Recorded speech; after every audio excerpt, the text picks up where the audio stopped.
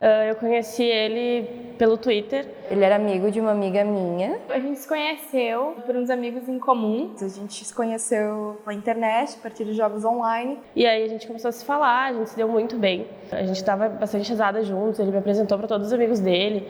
E eu achei isso demais, sabe? E um dia ele me chamou pra sair, era Dia dos Namorados, e ele falou, vamos no cinema ver um filme. E quando eu cheguei lá, ele tava com um ursinho muito fofinho, assim, de pelúcia, e me pediu namoro. E óbvio, assim, eu aceitei porque foi muito fofo. Ele era uma pessoa muito querida, muito romântica, me enviava cartas, literalmente cartas de amor, e presentes e surpresas toda semana. A gente sempre jogava junto, foi aí que começou. E aí depois afloraram os sentimentos e ficamos num relacionamento à distância.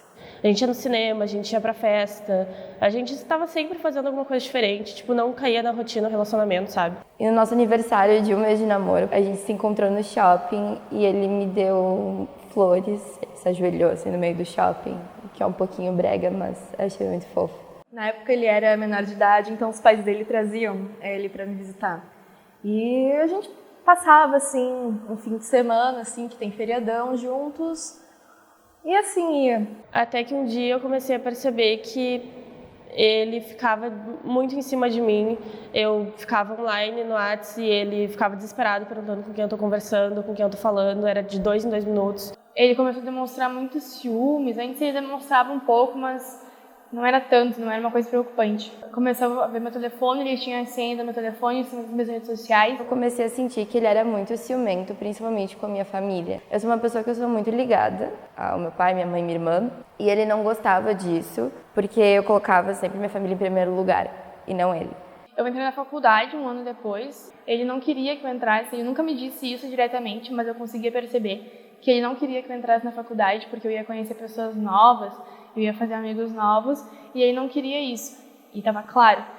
E quando eu entrei na faculdade foi isso que aconteceu. Eu conheci meu melhor amigo, a gente ficou muito próximo, e ele não gostava desse meu amigo. Ele nunca gostou. Eu tentei apresentar os dois, e ele foi super grosso, tratava meu amigo super mal. Flertava muito com outras meninas, inclusive com a minha melhor amiga. Ele me fez ficar contra a minha melhor amiga, porque ele falava que era ela que fazia essas coisas. Eu passei na universidade, na URGS, e eu me mudei para Porto Alegre. Aí ia ser perfeito, porque agora eu ia ter um relacionamento de verdade. Inclusive, eu chamei ele para morar junto comigo, porque um momento depois ele também passou na URGS. E mais ou menos nessa época que ele veio morar junto comigo, eu comecei a entrar em depressão. Primeira vez que estava morando fora de casa, não sabia lidar com coisas de adulto, enfim. Eu ia tentar me matar.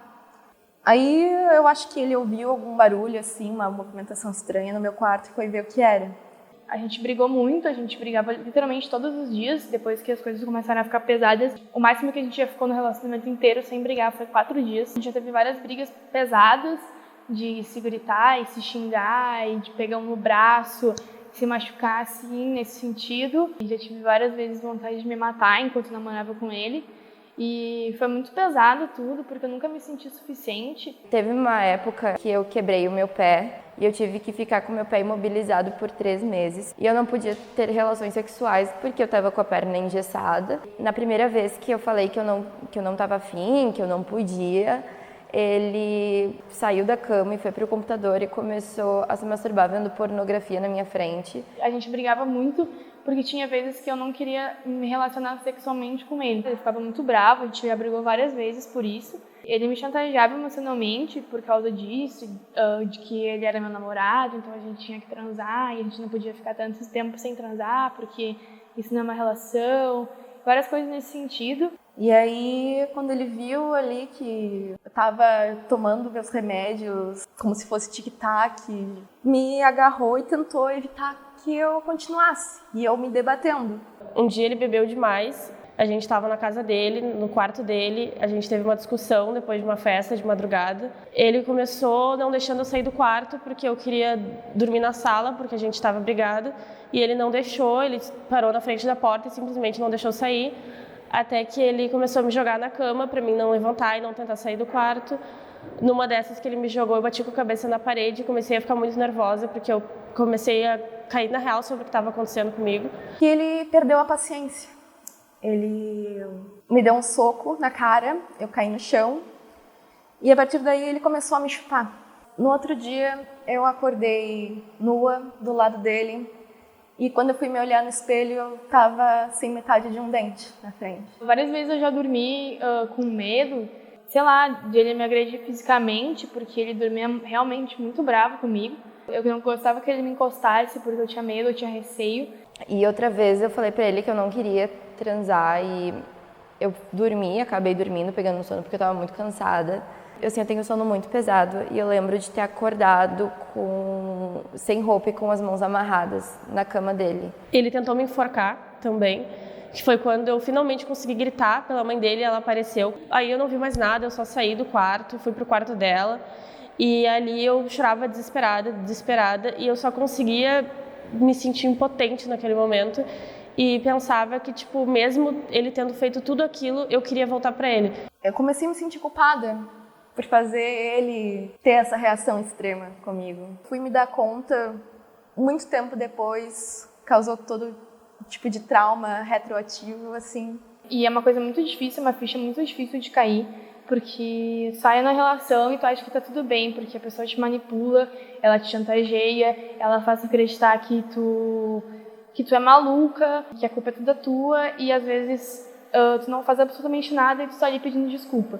Eu queria terminar, mas eu pensei muito nele, eu tinha aquela relação de dependência, achei que eu não ia conseguir ficar sem ele. Até que em dezembro do mesmo ano ele terminou comigo, porque dizia que não me amava mais. Na hora eu sentia que meu mundo tinha acabado, porque, de novo, eu era muito dependente dele e eu sentia que eu não ia conseguir viver sem estar namorando com ele. Mas ao mesmo tempo eu me sentia muito leve, porque parecia que tinha um peso enorme assim que saiu das minhas costas, que era um relacionamento que não me fazia bem. Minha própria mãe olhou pra mim e falou que depois do término eu parecia até mais corada, assim, eu tava com uma cara muito melhor.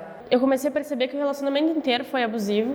Eu me afastei dos meus amigos, eu não podia sair sozinha, eu controlava as minhas redes sociais, roupa também, não era qualquer roupa que eu podia usar. Então ele tinha controle sobre absolutamente tudo na minha vida e eu só consegui me dar conta disso, tipo, no final de tudo. Então eu me livrei de algo que poderia ter acabado muito pior. Vai saber o que poderia ter acontecido comigo. Aquele dia eu consegui chamar a mãe dele conseguiu, deu tempo dela aparecer, mas e se ela não tivesse aparecido? O que eu diria, na verdade, para pessoas que estão em volta de alguém que está passando por uma relação abusiva é não passe pano, sabe?